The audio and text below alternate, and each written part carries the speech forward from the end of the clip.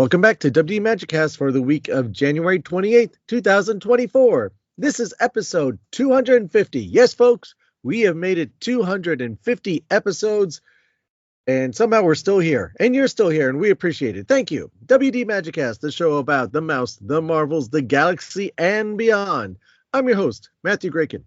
In this week's episode, Isaac and I sit down and we finally got to watch all of Echo. It took us a little while. Apologize, it should have been last week's episode, but life being the way life is, it is this week's episode. And we finally talk about Echo. And maybe some other Marvel-related news, depending on how time goes. Make sure to join us on our social networks and our media channels. This way you can be part of the conversation, and make sure you keep in touch with things that are going on, because I post up some news and things that happen as the week goes along on these different channels. Different things, different channels sometimes, just because that's how it works. We are located at WD Magicast on pretty much everywhere. X, Twitter, whatever you'd like to call it, Instagram, YouTube, where you could also find this fine show on there as well. Facebook, Instagram, we are on all of those and willing to discuss just about anything Disney related, Marvel, Doctor Who, Star Wars, Spaceballs. You let us know. Make sure to check out our fine TeePublic store, where you can get merchandise with our wonderful logo that Isaac himself did create, and it is wonderful. And you support your podcast as well while doing that, and you get some cool stuff while you're at it. And on that bombshell, we'll be back after these words from our friends and sponsors. Actually, we'll just be back.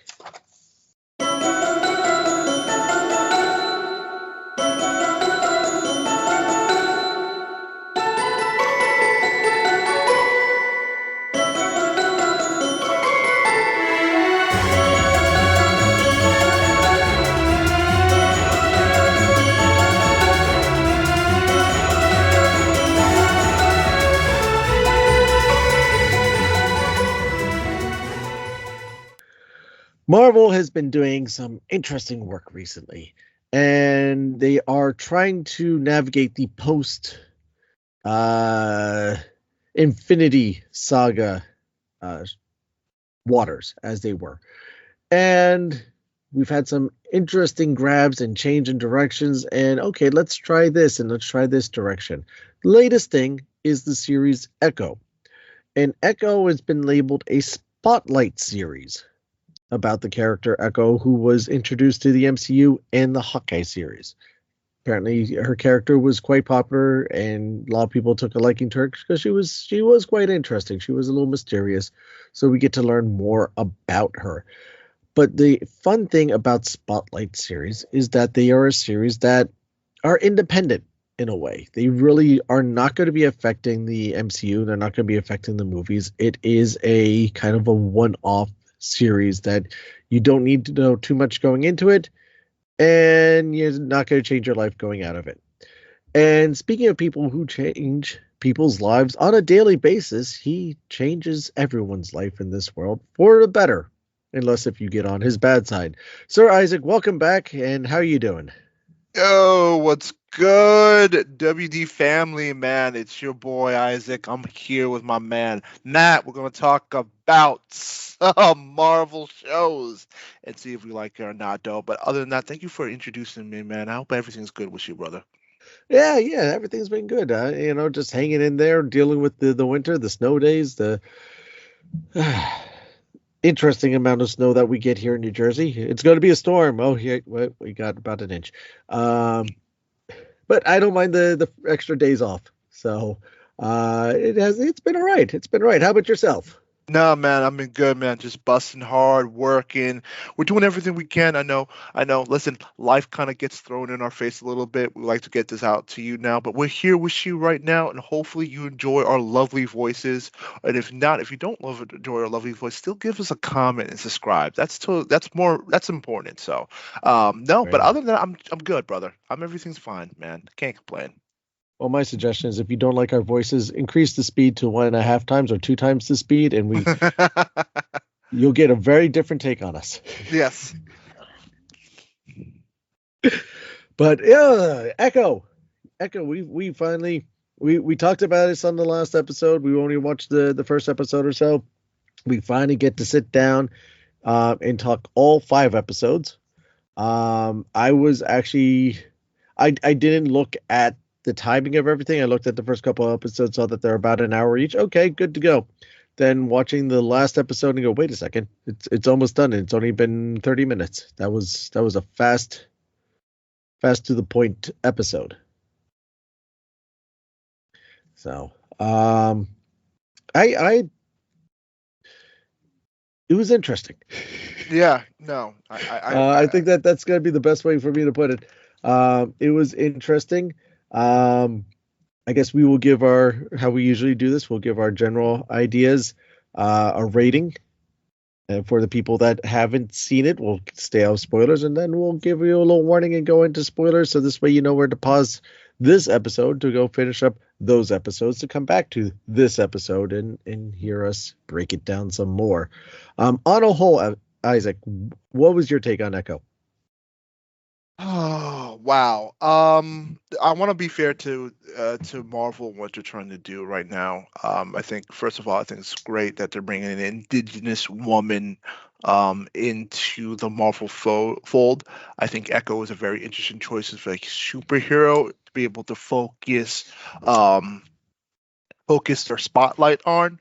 Again, anybody that has seen Hawkeye has already been introduced to this character.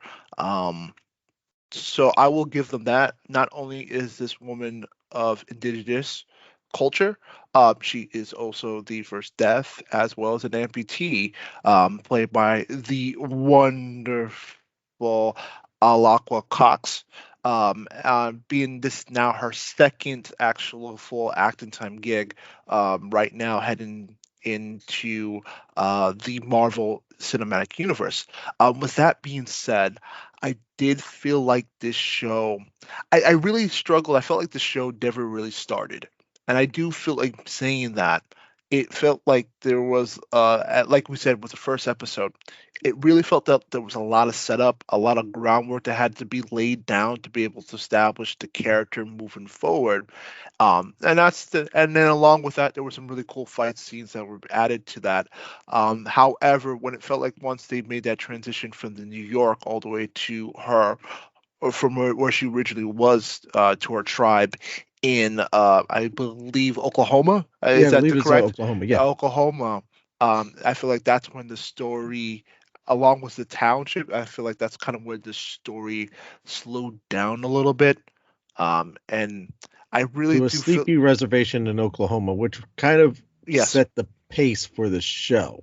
yes, because there were just moments of just really slowing down a little bit, and there was just a lot of positive moments, a lot more background that I think we really needed. Um, I do feel like there were moments where I didn't feel like the writing was strong enough to carry certain moments. Like again, there were certain moments that were fun and interesting, and then there were moments that kind of dragged. And then I felt like there were moments that never really, there were moments that just never really added up or they connected cohesively as you would wanted in the series. I respect the idea that they're trying to do more background into the character's heritage, but I feel like it just juxtaposes against the modern day era and how that all really can contain. I think at the end of the day, I just feel like the writing wasn't really strong that led up to the conclusion that we had, um, and in this Spotlight series. Yeah. I would like to argue that point, but I can't. Yeah, it's enjoyable for its culture. Right. And seeing how different people interpret their culture. And how life is. But it's not something that's gonna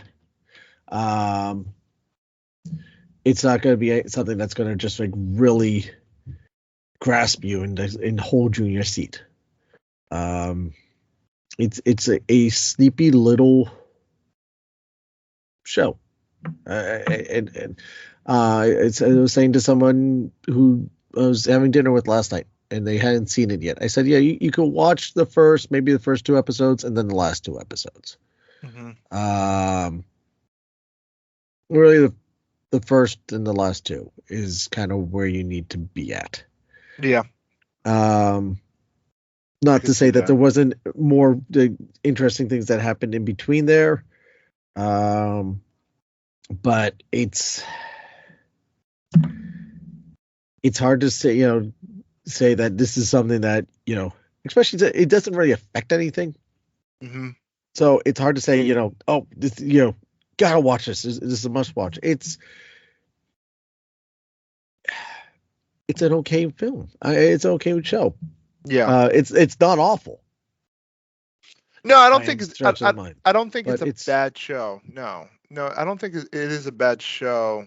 But it well, I wouldn't say it doesn't connect to anything. we'll get to that point. We'll get We'll to that get point. we'll get Um, to it. We'll get to that point. but it's However, not yeah. nothing like uh, Falcon and the Winter Soldier, Hmm. where that's going to have huge ramifications going forward. Yeah. Uh, it's this is more subdue, Yeah. and I mean the the acting I thought was on point for everybody. I mean, I think with Cox that what she was able to achieve and bring to it, Hmm. I think was is wonderful. I enjoyed watching her. I enjoyed what she was able to bring to the show, and realizing that that's not CGI. That's not an actor pretending to be someone who's in that kind of position. This is someone who's actually, you know, an amputee, who is deaf, who is actually speaking sign language because that's what she does.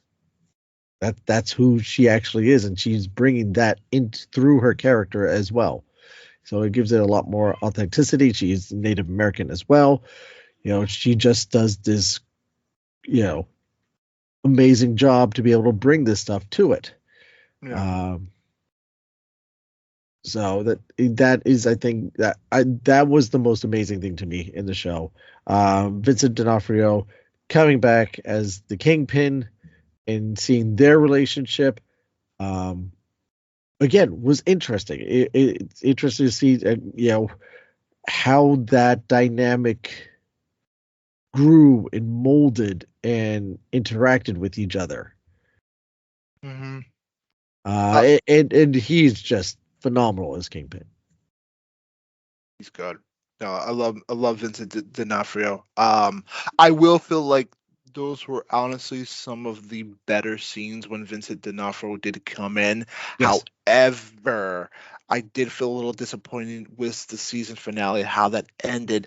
I did feel like there were moments where I feel like I don't want to say neutered, but I did feel like this was a little bit of more a diluted tone to the Kingpin that I'm more accustomed to on the Netflix series. Mm. However, again, there are some tie-ins from the Netflix series that does go into Echo. There were some lot of key points from that do transfer in.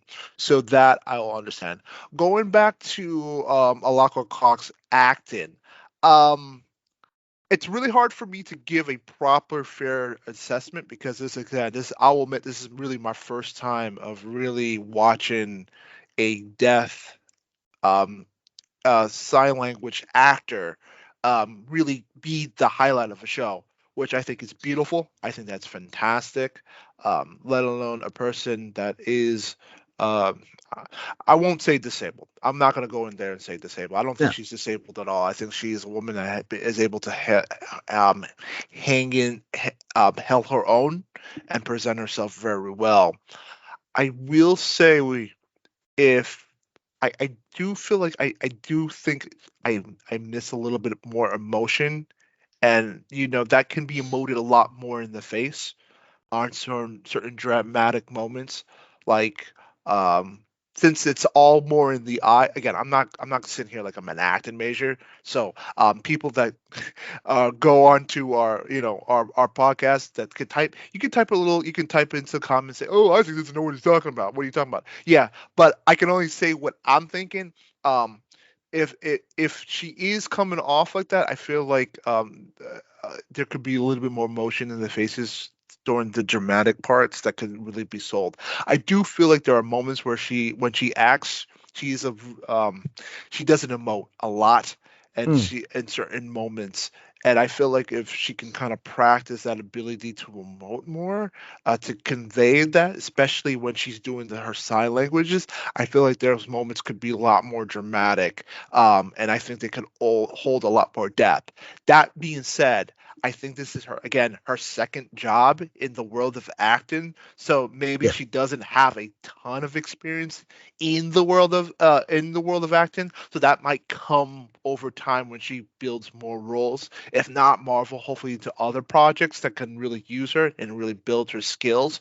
So with that being said, I just feel like there could be more emphasis in being conveyed. Other than that, she kicks ass in this show. I really do enjoy the stunt work in the show. I think it's fantastic. Like I said, Vincent D'Onofrio is a fantastic actor. But I feel like we did get a toned down version of this character. Um, I will like to ask this question. We did talk about this. Do you feel this show felt mature in terms of, because I know this is kind of they really went out of their way to market that this is their first mature, I think, TVMA show. Right. Did you really feel that this show was adult?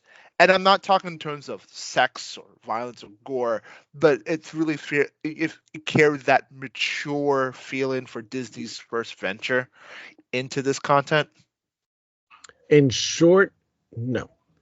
Um, the the mature content came from the violence, and that was only, I think, enhanced to mature from the Yeah. blood and details that they put into some of the episodes. As far as content, as you know, matureness, and I guess some of the language that they used was a little stronger, but you get that also in the Avenger movies, and that's PG-13. Yeah. Um, so it's, yeah, it wasn't anything. I think it was the safe entrance into TVMA. Um, kind of uh, the the gentle bridge between what we've been exposed to things like, if you Daredevil, the Netflix series, and what that was, in Deadpool, and some of those other properties that, in theory, will be getting, have shown in the past, their grit. Kind of, this will be kind of that link between that full extent to not at all. So this is kind of that, okay, testing the waters type of area. Again, which is a very safe way to go about it. Could they have gone heavier into it? Absolutely. And in the back half, we can get into that.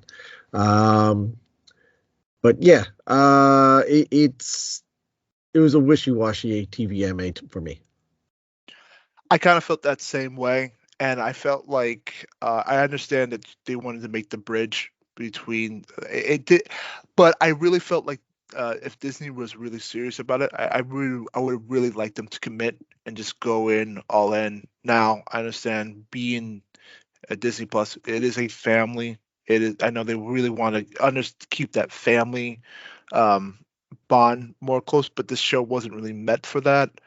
Um, I would really like them to just kind of just dive in and just be bold with it. Like you said, I mean, you have now. I haven't been on Disney Plus in a while, and I haven't seen most of the Netflix shows, but I'm pretty sure the Netflix shows Disney didn't alter up to this point. They didn't really alter any of those Netflix shows, from what I'm guessing. Correct? From what I've seen, no, they have not. Okay.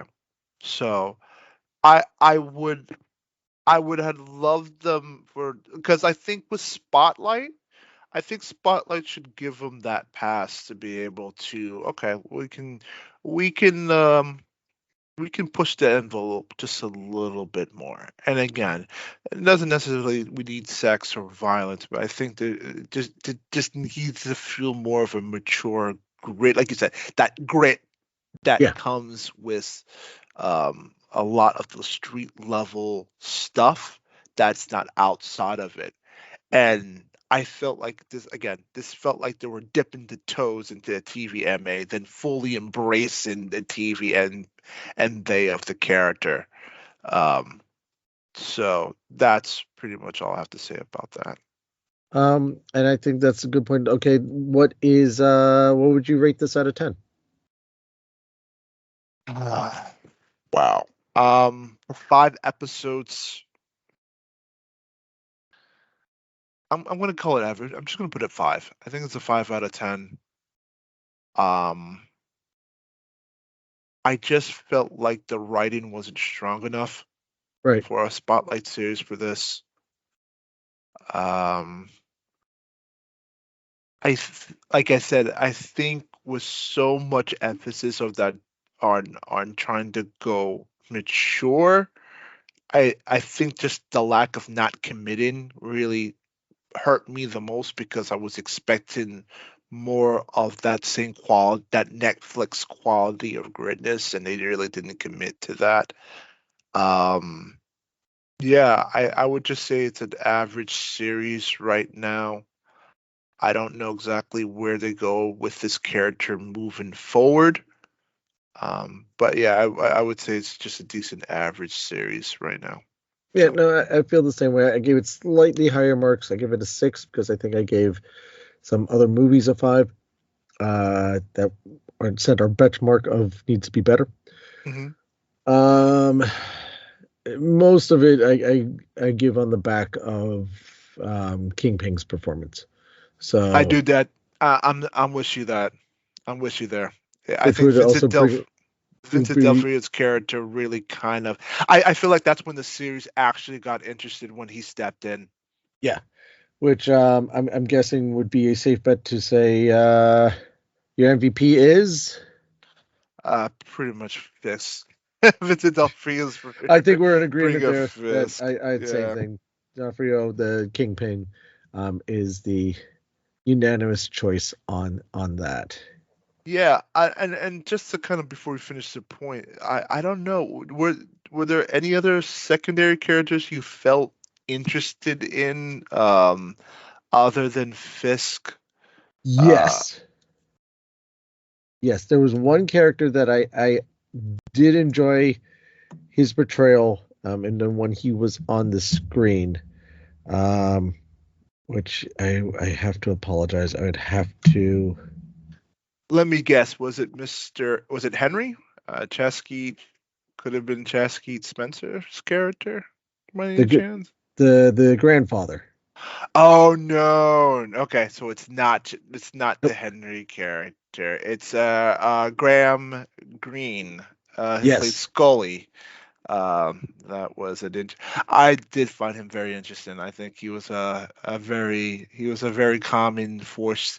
I wouldn't say he was comedy relief though, but he was a very fun, common voice. Um, throughout the series. I felt as far as, and again, a middle-aged white man talking about this, I have no right to say, but as someone who lives on a reservation, living day-to-day life, and he's got his struggles. He's just trying to keep the peace, and he's trying to keep his history while still living in a modern world and being an older gentleman at the same time. So, I I liked him. I just thought he was just that lovable grandfather type of character that, Yes. he's got a tail for everything. Yeah, yeah. And I enjoyed his character too. He was the loving supporting force too when Maya came back. And no, I think he was a fun character. yeah, I enjoyed him a lot. Yeah, he's the wise sage. yeah, Scully. Yeah, So you know, he's in pretty much every episode, and just I like how he's like the one point where he had to make something for Maya, mhm, and he put the little twist of their heritage into it, mhm, which he wasn't expecting. And to me, that spoke a lot, about the direction for the character and for the show. mhm. But yeah, so yeah, he would be like my runner up. Yeah, Yeah, I can agree with that. I can go with that. just like Spencer for Henry. Um, I I liked him too, but and this goes back to the writing. I didn't always understand his position on things. He was a bit all over the place, Yeah, and they never really they hinted of him, working with Fisk, but again, with 5 episodes, you really never could build that connection on why he left. I feel like the show never really made Fisk into a big, like, he's a big deal, like he is, yes, but in terms of characters being connected to him, you really didn't understand why he was a threat in their eyes. Like, you right. really didn't understand the gravitas of their actions by working with Fisk. No, no, and he okay. So he has this warehouse in this sleepy town. Okay, but Mhm. I don't want to say too much right now. So, but there, yeah, there you have it. So, I'm a 6, you're a 5. We both think Kingpin's probably the shining moments of this series. And so if you haven't finished watching the series now, pause the show now. We'll be getting into some spoilery territory. You then come back. If you have finished watching the series, let us know what you think of it as far as your rating, and let's continue our discussion a little more. Um, yeah, it's okay. So you have this warehouse. They blew it up. Mhm. You know, I understand it was for Maya to send a message to the Kingpin, kind of like hit Right. him in a place where he's vulnerable. The guy who ran the warehouse, you got him. He's a mob lackey. You did not need to Yeah. spend any time to explain him. No. Um, but yeah, why she went to Henry and asked for his help, and he was like, they never fully explained it. I think they tried to explain it with that one um flashback scene about I forgot what they're called, but it's kind of like the police. Yes. I think they The horse, I forgot the name. It was like the shadow horse. Uh, I know what you're talking about. I yeah, understand exactly what you're talking about. It was kind of the Indians' version of their police force.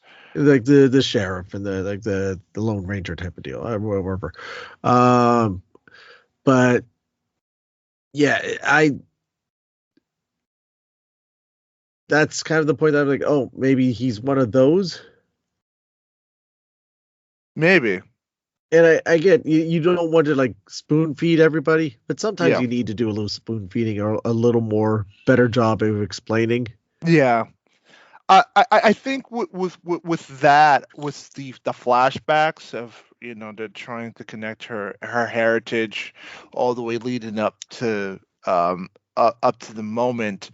I really I feel like a lot of those flashbacks were, um I wouldn't say misaligned, but they didn't really connect in terms of the telling of the story until what it led up to the final conclusion.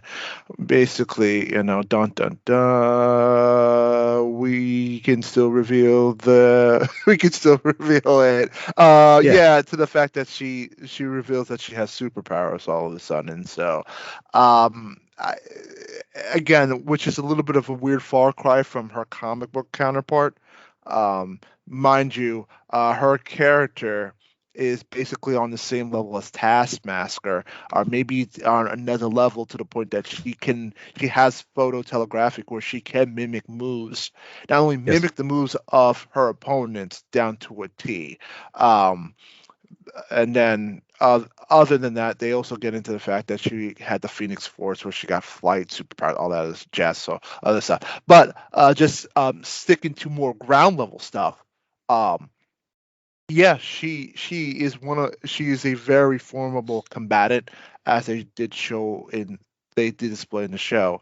But so the fact that they kind of went this weird retcon place where I guess this alien tribe, which again hasn't really, we don't know exactly what that link is in terms of the broader MCU, or maybe we'll never know about it because at I'm the end thinking of the we day, never will. I think it's a part of a Spotlight series, but which is even weirder for them to even make that connection too. It's because it just feels like such a different far cry from what her character was displayed. But I think it was more of just yeah, some, and this is again lack of my knowledge, and I can fully admit to it, of Native American lore of people who come from the earth hmm and leaving the earth, again, symbolic water rebirth, cleansing, um, and becoming human and journeying forward, and the legacy that each generation carries with them of the past generation, and things like that. Uh, that's kind of where I saw that going. Again, it's completely separate off the MCU. This is more of a Native American lore of yeah. where their people came from, hmm how they got there, and the spirits that follow them and help guide their path or assist them along their path. Yeah. That they're not, she was not alone. She had, all of her past generations of Her strong aunt, women. her ancestors are strong women, and I think I totally understand that. I just feel like the connection between that and the modern day story is a little disjointed. Yeah. Leading to that big moment, where she's able to trigger this, basically able to trigger the power and be able to share that power with the other women while they were held captive of Fisk men. Yeah, I Um, thought that was a cop out. I really did too. Yeah. It just it felt lacking, and I go back to the fact that like it just felt like Fisk's character was a bit watered down. I take back the neuter part. It just felt very watered down for what we experienced in Daredevil, where he felt like a big threat, a dark looming threat. This not at the Towards the same end, level. yes. Yes. Yeah. Well, I would say towards the beginning, when you saw young Maya and him raising young Maya and like hmm the ice cream guy, and he hmm takes him to the corner and beats him down. You get hints of that. You get Right. hints. Yeah. Um, but then he disappears for a little bit. Then he comes back, the post Hawkeye Kingpin, and it's a softer hmm Kingpin, absolutely. Um, and I guess is that because he's trying to be this fatherly figure to her, hmm but it's like, okay, you blew up my place. Let's have dinner. Yeah. I will say this, and that's actually a great point that you bring up the dinner part. There was a moment when they do have dinner where I did feel like, okay, ooh, you feel that tension of Fisk Yes. because you don't know what Fisk is going to do. No, Like it you've probably seen like him snap. Like that was kind of the fear that you have when they were having that dinner. Well, they didn't have dinner. I think they had like dessert, but you don't know where he'll just you're watching it and you're like, ooh, you do feel you. That was the moment where you do feel fear for Maya because you just don't know when this guy's gonna snap. You don't know. You No, don't know what's gonna happen. The last time that they referenced them having dinner, he offs the interpreter. Yes. You're dismissed now. You're being walked out, and there's a hallway. All of a sudden, it's got a whole bunch of plastic saran wrap around it. Yeah. That was scary. I think that's when you were starting to and I believe that was episode 4. I think that's when episode 4 when they really started to build on the character on that. I think that's really where I felt like the series. Okay. So now you go back to dinner. It's like, okay, is she pouring out the wine because she doesn't trust him? Like, no, she's just pouring it off just to kind of it could take a jab at him. Yeah. But in my mind, I'm like, okay, something's up with this dinner. He's gonna poison her. He's gonna I will admit I didn't feel like that's Fisk. That's not really Fisk's motto. If he's gonna kill you, he'll do it himself. Like, So I really didn't think it was the wine, although I did thought it was maybe because he wanted to try to poison her. But then again, that's the feeling that you get around Fisk. You don't know what he's capable of. Or the fact that he did drop the knife and you thought maybe he could. But again, knowing who Fisk's character is, he's very like he'll get in there with you. Like he ain't afraid to choke somebody out with his bare hands. And you did feel that was Maya. You did also feel that when Maya saw him alive, like, oh crap. See, like this guy can't be killed. I had with the show. Here's 2 problems I have with the show. Mm-hmm. You never felt Fisk was in danger. Okay. Interesting. I never, because he's coming in Daredevil. Mm-hmm. So you can't get rid of that character. So you never have to worry about Fisk's character. That something was going to happen to him. Interesting. Okay. What if, kind of a go with me here, and there's a litany of reasons why this never happened. What if he did kill Echo at the end of the series? Would that have changed the series? I guess. I don't know how impactful that would be. I just thought, but I don't know. I don't think it would really would have changed much. I think it would be just like, okay, you had so much weird story that kind of was very lull, and then all of a sudden, she got killed again. Like I felt like the episode never really started, so now you're just going to simply off a character just like that in the beginning. I don't know. I don't think it would be weird, but then you'll be thinking to yourself, well, we really didn't spend time really truly understanding this character, which again, I felt like the whole 5 episodes, like it never really started. Like it kind of gets to that point, but then you get kind of moments. And I felt like episode 4 is when the show really finally started, and then it ended just like that. Like it just ended quick. So I don't know. That one also the one with the roller skating? Was that the roller skating, or was that the episode before? That was probably the episode before. That was episode 3. Yeah, it was because I thought that was episode 3. I was like, okay, something's finally happening. We're moving. But even when we got to episode 3, I still felt like it was still slow pace. Yeah, it still felt nothing. Like again, a lot of the action sequences. I felt like there is this, like going back to the saying on the last podcast, like having egg, like where you see there's a lot of telegraphing in the moves, and again for fighter people that are not really big into choreography, there's this saying called "have egg on your face," where it looks like they're waiting to get hit instead of just taking the blows. Yep. It felt like that most of the time with the fights. Was the fight scenes again? Alaqua Cox did what she can, I think, but there are moments where you do see the change of the stunt double in. through most of the fight scenes. So that I really so again the fight scenes were okay. I don't think they were groundbreaking, but No. they're decent. They're decent in order to help tell story. And that's where they tried to bring in the TVMA. It's like, okay, Yeah. you shot up the one guy, you see the blood coming out of Hmm. his mouth and down his face and whatnot. And okay, so it's a little more gruesome there. But It that's what I felt like, said. It's like but watery. the violence felt like violence should be, if you're going to tell violence or you're going to add any kind of mature thing, it really should help aid the story. It really shouldn't just be there for shock value's sake. No. Otherwise it's just there, you know.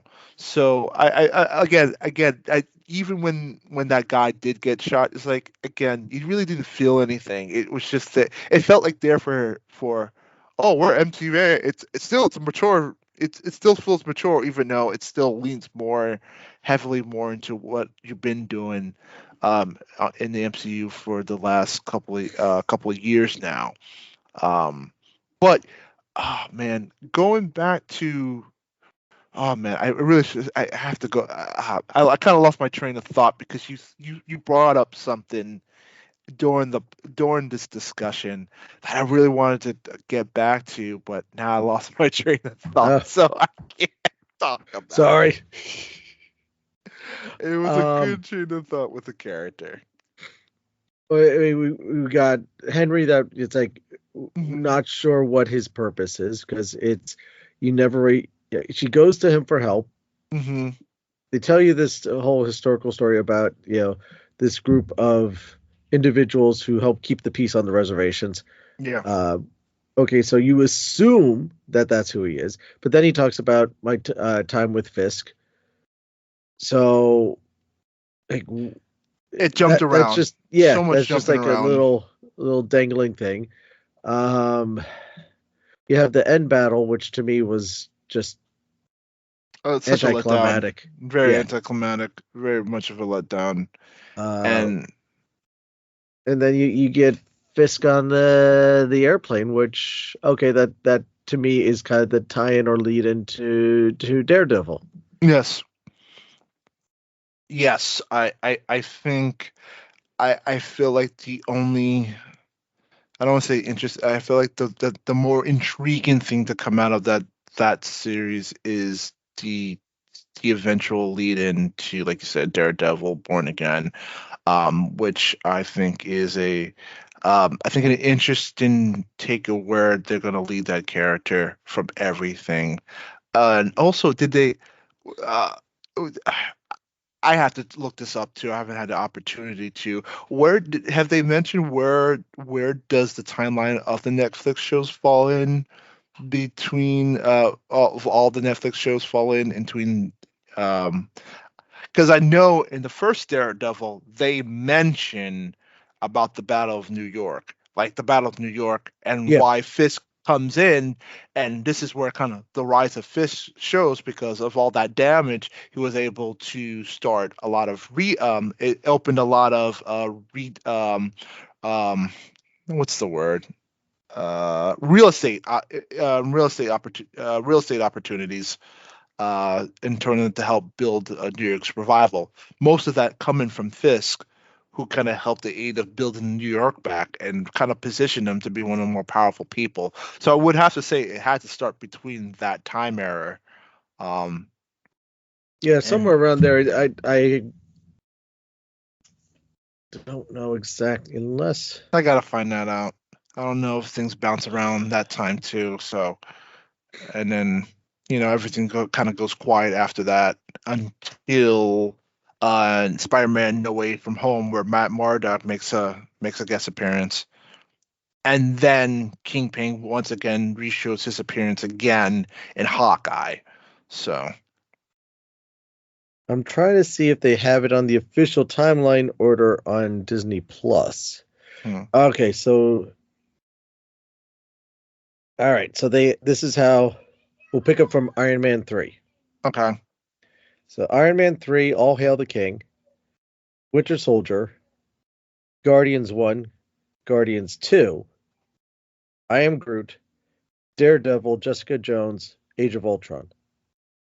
Oh, really? It leads in from I Am Groot. Yeah. Oh, wow. Ant-Man, Luke Cage, Iron Fist, Defenders, Civil War, Hmm. Black Widow, Black Panther, Homecoming, Punisher, Doctor Strange. Okay. Season 1 of The Punisher? They just have Punisher, so Oh, they there's don't just have it by season. They just have okay. Oh, okay. All right. Fair enough. uh, and that's all of them, right? Yeah, Echo takes place more modern. It's a Multiverse of Madness, Hawkeye, Moon Knight, Wakanda Forever, Echo, She-Hulk, Ms. Marvel, Thor. Oh, so Werewolf by Echo's before She-Hulk. yeah, apparently. Interesting. Okay. Um before relatively around the same time, and then Ms. Marvel is right after She-Hulk. Hmm. Then Love and Thunder, Werewolf by Night, Guardians Holiday Special, Quantum Mania, Guardians 3, Secret Invasion. So that's the official timeline. That is the timeline order according to Disney Plus. Yes. Interesting. Okay. That's interesting. Interesting. All right. So Cool. that's that. Um, Anything else you want to touch on Echo before we dive into some things that we read in the news? Nope. I'm good, brother. All right, so yeah, following up on Fiscal Adventure, we were saying we got Daredevil Born Again, which we've heard some casting news that initially they were thinking of just writing out certain characters. They have brought two characters, actually three characters from the Daredevil Netflix series. They are bringing them back to the now continuation, the Disney Plus series. Would you like to mention who those are? Yeah. So, in terms of those characters, um, I know that they're bringing about Foggy I know Foggy's character's coming back. I know Paige's character's coming back, and it seems like one Bullseye is making his return into the series. So, no, I'm quite very excited about that. I will admit, I stopped watching up to I only watched the 2 seasons of Daredevil. Only reason why I stopped watching up to season 3 is because eventually Disney eventually announced that they were going to do their own streaming service, and Netflix got very upset about that. So, and, And said and goodbye to your shows then. yeah, and they said, "Oh, I said that's good what you're day, going to sir. yeah, we're gonna do that, then okay, bye. We're just gonna cancel all of the shows, and none of them are gonna get renewed. So that is one of the reasons why I stopped following the Netflix shows, because I personally did not think that Disney was going to go back to any of those shows.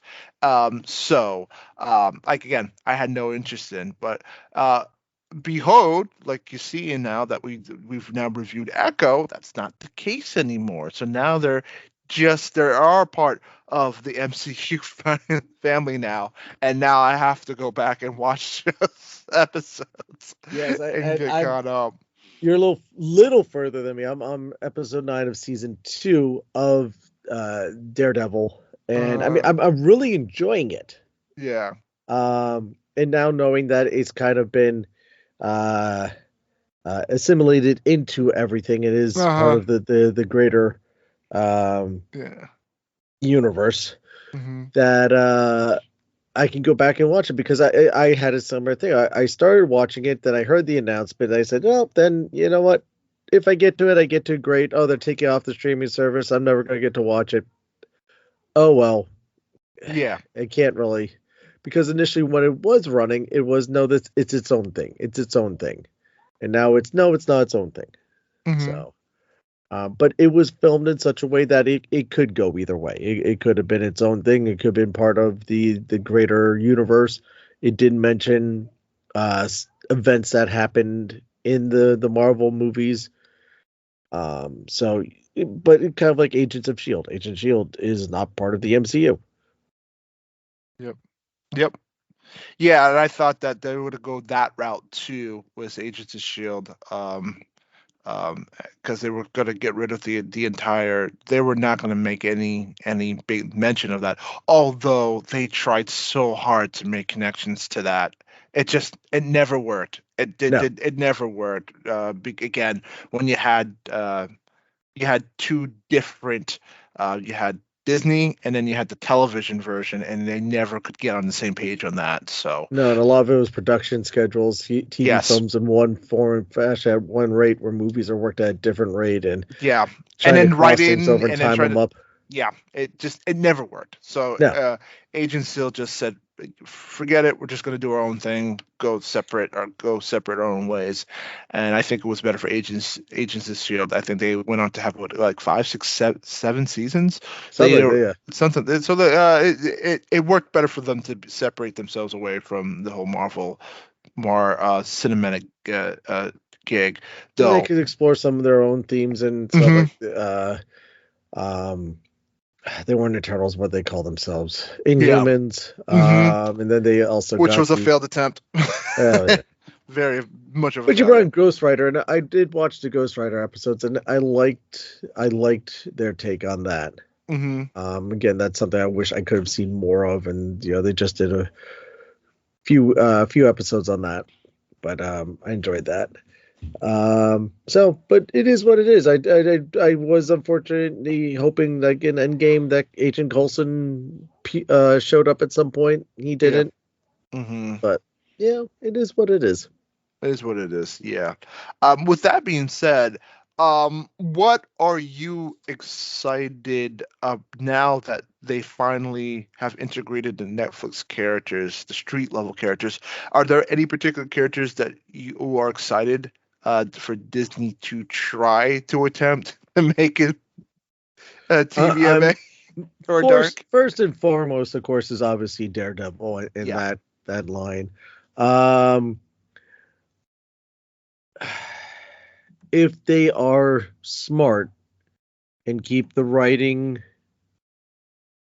and everything the same, obviously Punisher is going to be another interesting character because Hmm. I've already been introduced to him in season 2 of Daredevil, so I Yeah. haven't watched any of his series or anything beyond that yet. Hmm.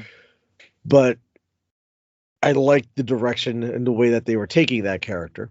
Yes. So again, keep along that line. I did watch a little bit of Jessica Jones, so I did also introduced to Luke Cage. Loved that performance too. Hmm. Um, I like the actress who does Jessica Jones. I never like really connected with that one as much.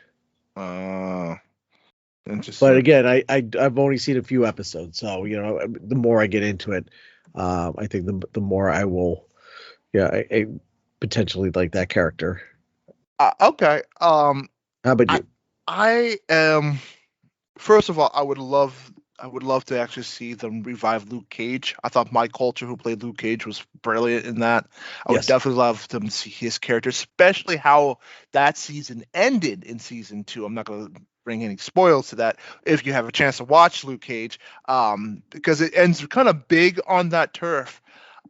Another, I will say this, another series that I know that people were not excited about, but you know what? You're I'll going there. open. I'm gonna open the doors, man. You're going there. I would like to see them try Iron Fist again. Why not? Let's bring back Iron Fist. Don't they have Um, enough problems? I want to see Iron Fist again. I like to see them how Disney takes on Danny Rand. I know he was not the popular character. I listen. I also know that you have Shang Chi now, but I think there could be another rooms for other martial artists.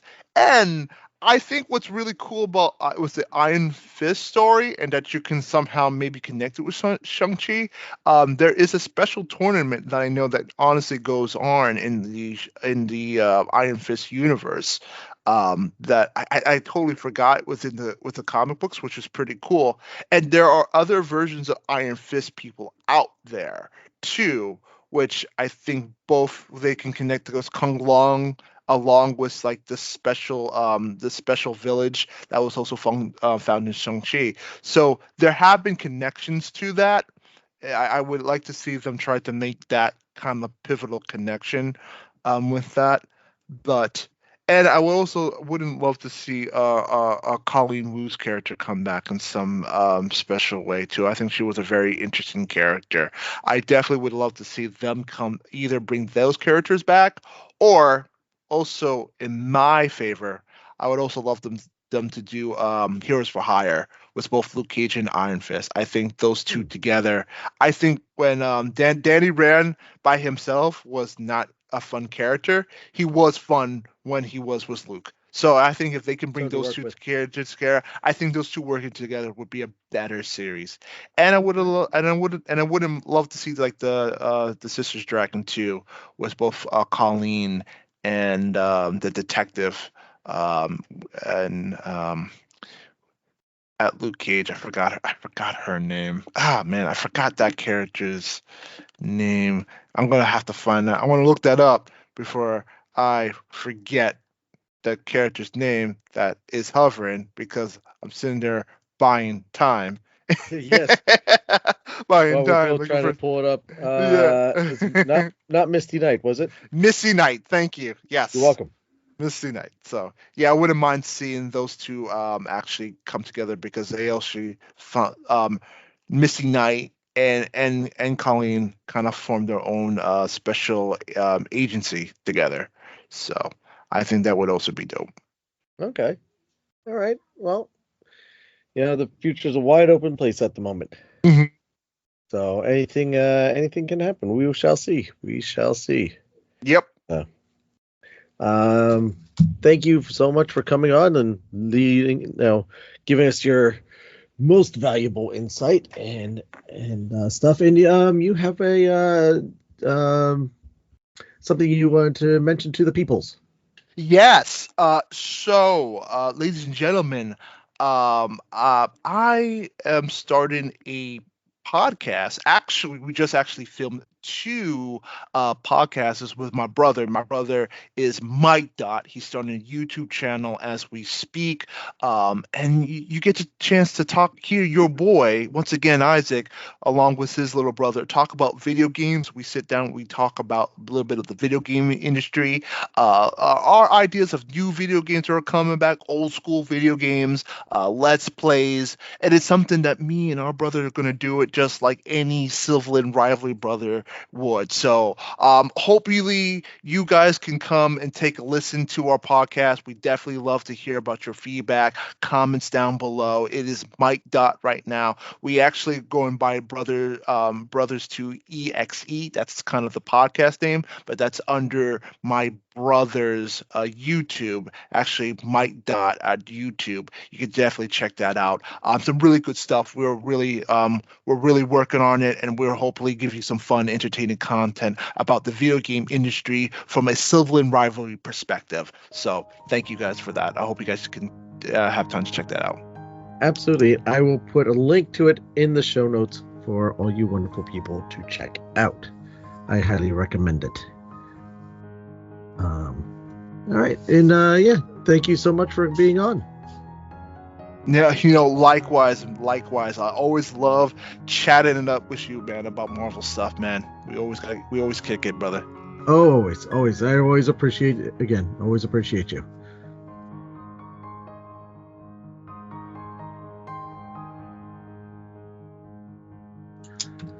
Thank you again for joining us, everyone. Make sure to check out our social media feeds where you could leave us your comments and suggestions on there. As I mentioned in the beginning, we are pretty much everywhere at WD Magiccast. So make sure to subscribe to our channels there and check us out on YouTube where you can hear the audio version of this show as well. I want to thank you for your time. I know how little time we all have these days, and the fact that we get to spend some of this time together really means a lot to me, to us over here at the WD Magiccast family. We cannot thank you enough coming back time and time again, hearing what we have to say, listening to the episodes. It truly, truly means a lot to us. Please go on to Apple Podcasts, go on to wherever you're listening to this show, and leave us a rating or review. The more reviews and ratings that we get, the more that people will find out about the show, that those channels will do their job and also promote our show as well. Walt believed in a big Disney family, so do I. The more people we have involved, the better place it will be. Don't forget to subscribe to the channel while you're at it. This way you always know when new episodes are posted.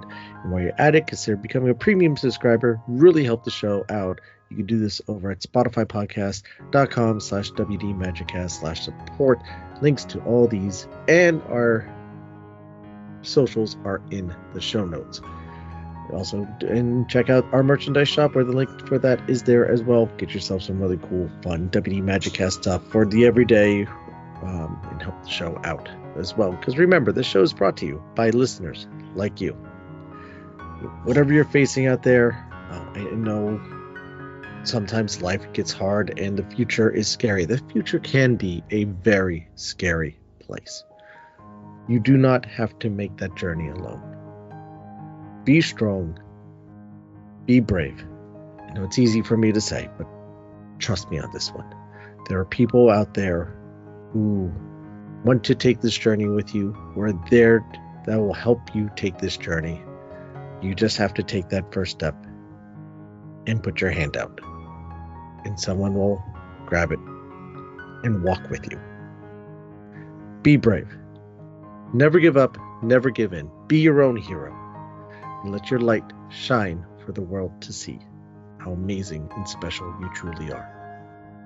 Now, I'd like to end this week's show with a quote from Walt Disney himself.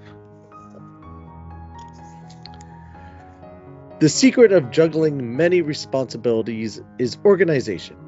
Key men are responsible to me and constantly in touch with me to see that I am there at the right time.